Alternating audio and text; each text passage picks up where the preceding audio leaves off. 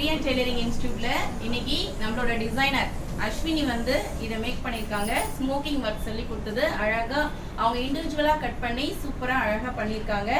பெஸ்டா நான் இதை செலக்ட் பண்ணியிருக்கேன். அவங்களுக்கு gift வந்து இது நான் ப்ரொவைட் பண்றேன்.